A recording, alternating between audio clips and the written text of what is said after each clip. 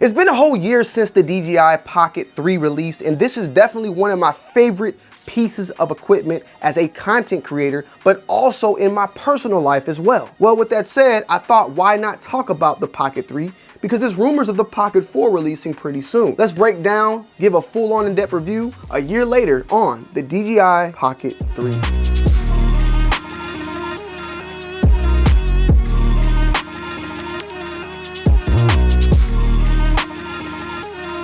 Guys, also do not forget, we are doing a giveaway on the Nintendo Switch 2. All you need to do is click the link down below in the description and go to that video, subscribe, comment, like that video, and hurry up because it's ending at the end of this month, going into August with the next video that we do in August. Crazy thing, I didn't even know about the Pocket 2 until the Pocket 3 came out, right?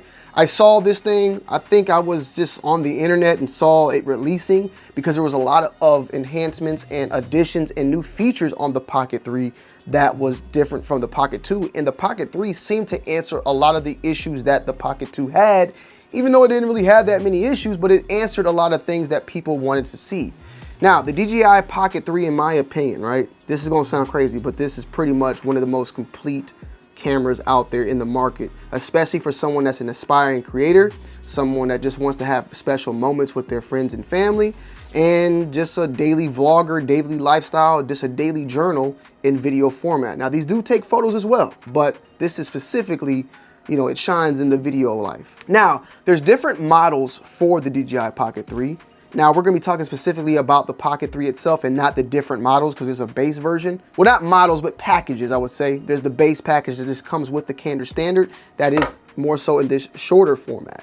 And then there is other formats. One in particular that I picked up was the Creator version, which featured the longer battery. You have a shorter battery. So you have two different batteries that these things charge up as themselves, and the actual Pocket charges up alone as well. So you got a lot of extra batteries that you never really have to run out of when you are going on long days of shooting. It also features a mic that is wireless, and when you turn on the camera and turn on the mic, they automatically just sync together, and it's great. However, the mic on this does just as good in my humble opinion. But if you want that separation and you want some clearer audio, the DJI mic, I think this is the mic 2 as well, the DJI mic 2 comes in handy. I actually got two of those, and you can actually run two different mics on this platform. We'll get more into specs even more as we progress in this video. We also have a case that you could put it in, which I ain't gonna lie, I need to be using this more than I should be using it, but it's a hard case that pretty much allows you extra protection for your DJI when you're on the go. And you can see when you put it in here, the screen is facing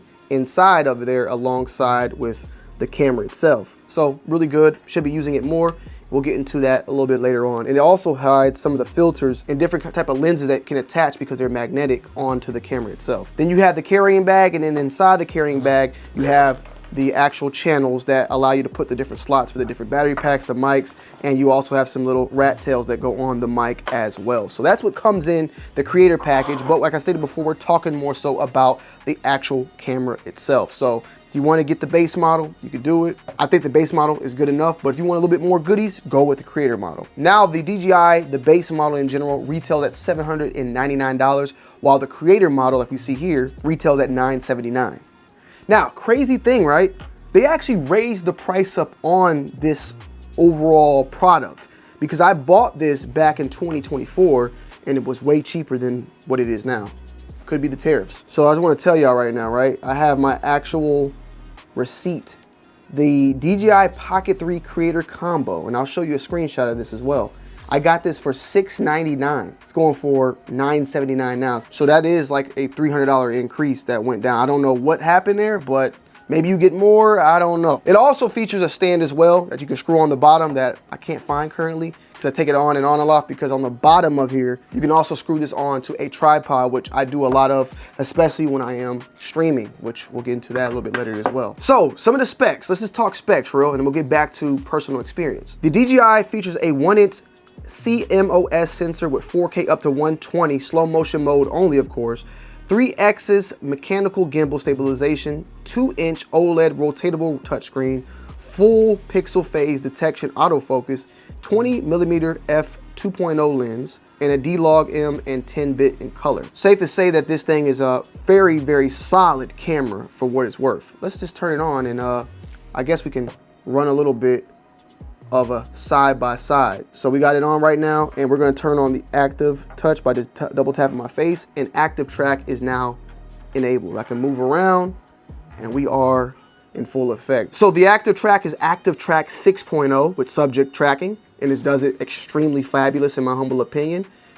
Does not really lose that as well, and if you walk out and walk back in, it can typically pick it up fairly well. It does it with the horizontal as well as the vertical shooting as well, and currently we're shooting at 3K 60 on the camera right now. You got time lapse, hyperlapse, and motion lapse modes that come along with it. And the battery life, 166 minutes of battery life with the battery handle, and at 80% charge in just 16 minutes with the USB-C power. That is crazy. You can't really beat that. It features low light modes as well, so if you are in a dark area, it can do very well in the low light and at night. Standard and D-Log on the profiles of color. Sharpness and dynamic range is featured in here. It's very nice, clean, and it features, as I stated before, great stabilization. I'm picking this up, and it's, I mean, staying in focus really well. Okay, so let's just talk about this, right? Let's actually just break this down and talk about this, right? While we do that, we're gonna switch into the vertical or horizontal mode right here. Another dope feature, of course, though, is being able to flip the gimbal around. We're currently shooting at this wall. I could press a button and it rotates and it's right on me and we're ready to go. And you really can't beat that, especially when you're just shooting content and needing a quick flip around to show people what you're talking about and coming right back to you to talk to the camera. So guys, this is me now talking to y'all normally. We're not in the spec part of things, right? I've been using this camera for a year and it's been one of the most easiest cameras to capture content on and still remain in a very high quality format. You guys know me, I've always been about quality. I currently shoot on a A7 IV, have A7 IIIs, you know, worked with Blackmagic 4K. Like, I've always been about trying to have the best quality when it comes to the type of videos I put out, right? This thing does the job at a very good type of quality, but also at a extremely nice ease. With doing content in the sneaker world and doing content in general, walking around sometimes with a A7 IV, a big DSLR, and filming, is gonna get you kicked out of areas because they don't want you filming, or just having odd eyes all on you for the most part. So what is the solution? Something like the Pocket 3 is the same size almost, pretty much, depending on if you want to use the handle or not. If you take the handle off, you're even smaller, but of a phone. And a lot of places don't mind if you record in the store on their phone, if you want to take pictures, whatever, in your phone. So getting the DJI is easy just to go in, get footage, and do things at ease. Now, from a personal perspective, it's also just very extremely easy to utilize when hanging with the family. If I want to go to the zoo or aquarium, go anywhere with the family and want to capture special moments, this thing is super easy to do so. It also does not take a lot of actual size on your memory card. I mean, this thing currently, right now, right, I'm gonna turn this off, has 43 minutes on the SD card right now, and I have not even erased anything from when I first got this months ago. Actually, I wanna say this, I formatted this card 2 times. So I'm currently still having 43 minutes on this thing, okay? Now I do have a big card in here. I think I have like a 236 gigabyte, but it does not take up a lot of space. You can get a lot of footage off of one card fill up, and it's remarkable. If you would have asked me this question a couple years ago, what was the best camera for a vlogger or someone that just wants to have a camera and create? Because I don't want this to be only for creators. If you're just someone that's trying to get a camera to actually have around the house, you're going to travel with your family, this thing covers the same exact things as well. But if you're someone that wants to create something, put something out, whether it's on IG, TikTok, whatever, this is, I would say, the best starting place. And I don't even want to call it a starter place, because someone like me that's experienced in content creation for over a decade, this is an easy and extremely valuable piece of product. DJI knocked it out of the park with this. Now, I'll say that to say this. I would have went with the Canon G7X, Mark 1, Mark 2, even the Mark 3. Very extremely small, flip it up. You can do that in the vlogging. It was extremely, extremely great. Good camera overall. But this guy, the DJI, and now giving you 4K capability, but with all that said, stabilization. So you're out and about moving around, you're good. Like look how fast the active track is, guys. I'm moving extremely fast and it's staying on par. You cannot beat that, especially when you're out there vlogging, you're moving around, flipping around, you put it on a subject. It doesn't have to necessarily be on just me, but it could be on a subject as well. Let's just test that out. It's on that, look. I never really do subject tracking, I ain't gonna lie. This is my first time even doing it, but you just double tap it So, and it lost it for a second and then it got it back to show y'all that. But guys, like this is honestly like probably as good as it's gonna get. Now I do say this, the Pocket 4 is supposedly supposed to be coming out. I don't know when, but there's like images floating around of that as well.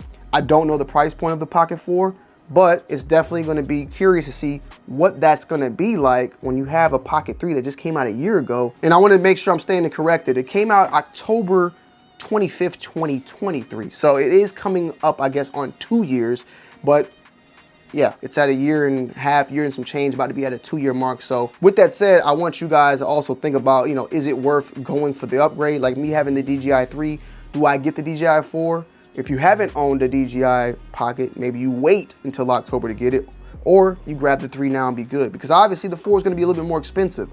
This may be a little bit more cheaper. The Pocket 2, still available, but the 3, I would say that's where you need to start because it has all the features. But me personally, unless there's something crazy and extravagant going on, I'll be keeping the Pocket 3 for the time being. With that said, could there be more? Yes, there is more, right? So the Pocket 3 that I learned about recently can actually be used for live streaming. Yes, live streaming. You can go out and about and actually do a live stream that can go onto your computer and go to your audience if you're trying to be a streamer out there. Even then, better. Obviously, if you get live stream, you can do what I'm about to say, but you can double this thing as a webcam.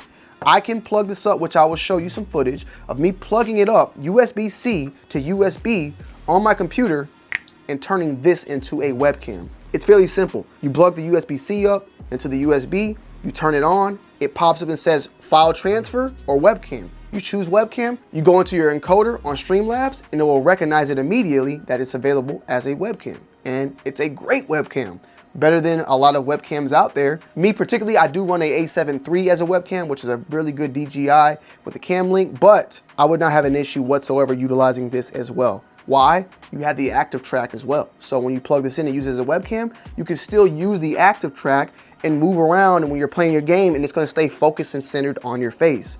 You really can't beat that. Now, as far as live streaming goes, it does feature RTPM, which you can look up some videos on YouTube about how to utilize that. But basically, you can utilize the RTPM to connect it to your phone's service, and then your phone service then would then give it the internet to need to go live. So basically, you go in, turn this on, you turn your phone on. I think you gotta go to the DJI Mimo app, do the RTPM setup, and connect the DJI to your phone, which would then stream it out to the internet. There's videos all about it, but you can utilize it as that. Me personally, what I do, I actually utilize the webcam feature for an encoder like my Bella box, which we'll be doing a video on very, very soon. But simply the USB-C is plugged into a mini computer that then is shooting an SRT to then run a live stream. Now, another feature is, of course, that you could take nice photos on this camera. Some people will say, though, that the iPhone or other phones are gonna give you better quality camera, but when you have something at your disposal just to pull out and snap a shot, you really can't go wrong with that.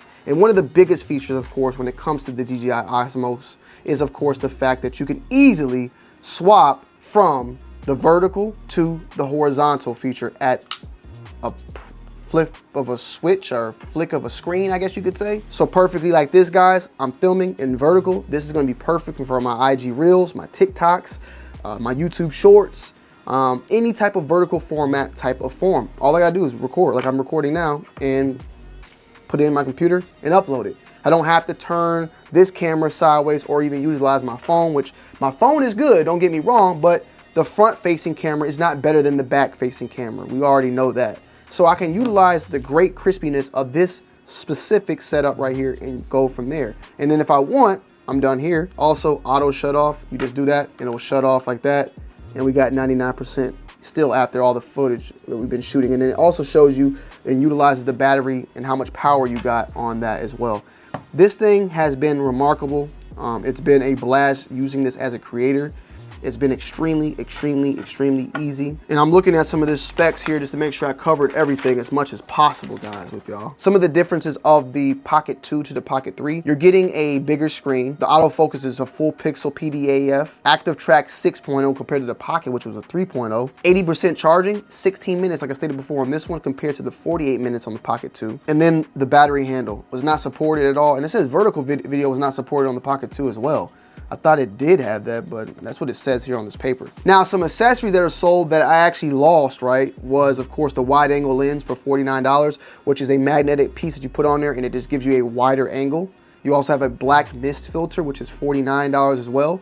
Softened skin as a cinematic bloom. ND filter for $59. An expansion adapter, which adds a cold shoe and an action cam mount. Now, what are the cons?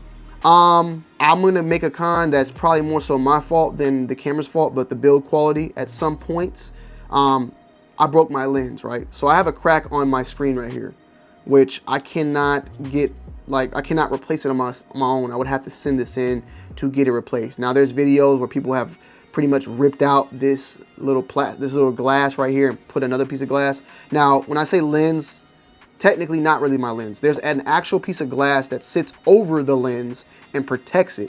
There's a little crack right there, but luckily that crack is actually not in the crack or, you know, right in the middle of the actual lens itself, so it doesn't pick up any of this when shooting. This probably comes to the fact that I was, like stated before, utilizing this camera because I'm a run and gunner with it, and I do not utilize the case as much as I should. And moving forward, that's gonna be definitely changing. But I would say that you gotta be very careful because obviously if you make a crack like that, this is not something that you can simply just fix at home. Now they do feature online, you can find some of that tempered glass that you can put over this to protect it. And that might be the better way to go about things. If I ever decide to get this thing fixed or replaced, that's something I would do. But for the most part, it still functions extremely well and does everything it needs to do, even though there is a crack on this right here. Besides that, guys, I honestly just can't tell you what's wrong with it. It does everything it needs to do. What it says it will do is what it, like, what you get what you buy. Like, you're gonna get what you expect. It's not like it's promising one thing and not giving you it when it asks for it. The slow motion shots are good. The regular shots are good. It just exceeds at all things possible. And if you need a camera to start your content creating life, this is the camera, okay? You can go big boy with the A7 IV, but on all that, and you can do all those things. You can spend the thousands if you want on a bigger camera, by all means. But if you want something that is versatile and at a smaller package and also at a better price, this is the way to go, okay? Pocket 3 is the way to go. Like, I'm not, there's also what the DJI, is it the DJI, the action cam, the little square one, which is also nice. The GoPros, I have a GoPro Hero as well. I think there's a ton of other ones out there, but this one covers all bases for everything I needed to do. And it just does every damn thing possible, guys. That's just it, okay? Be honest. Guys, I also want to mention something I forgot to mention, but of course, with utilizing the gimbal, you have this little controller pod right here, the little joystick, that is very good of helping you move that camera around manually if you are not in the mood of at least having it done automatically. And even when you have it on your face and it's focused, if it's focused into an area that you don't like, or maybe there's too much headspace or too low, you can have it still auto track on you, but still be able to have it be adjusted. So I'll give you guys a quick little segment. All right, so we're on active track right now, guys, right? And you see there's a lot of headspace. If I move the joystick down, it'll still keep me active track. Or maybe I just want my head involved with the ceiling fan. I don't know why. But you still have the active track, but it will still make that adjustment. Maybe you want it to be closed in like this. As I stated, you can go down and it'll go all the way down. Maybe you want yourself off to the left a little bit so you can show something to that side, or maybe I want to show something on this side right here. So the joystick is good there, but then also maybe you just don't want no type of active track on. You can press the button to cancel it, and then you can just pretty much go all the way to where it's pretty much out of the frame. All right, guys, so we're making a quick video to show you how the mic sounds. This is the internal mic that is on the Pocket itself. So there's no mic like this, but I'm gonna turn this on and it should just automatically start picking it up and then convert it to the mic on the mic 2. So let's try. It's gonna say connecting. Oop, let's see. There we go. DJI Mic 2 transmitter connected and used for audio input. 100% battery remaining on there. So very nice. This is just how it is. And of course now we can set this here and we got distance. And this is coming in handy more so if you need to shoot something that you need to have it more stationary on. And maybe I'm sorry if I'm too close, but now you have it stationary. So now I can do this. I can come in, double tap, get the active track. And now I can say, hey guys, we're doing this, this, and this, and no. And forgive me for my room, that's a little messy because we're doing a lot of content creation. But yeah, I turn my back to y'all, I can be over here, I can do this and that. So a nice feature if you want to get very, very creative with it. With that said, let me know you guys' thoughts and opinions down below in the comment section as always. I love y'all, I appreciate y'all, and I'll see y'all on the next one. I'm out. Peace.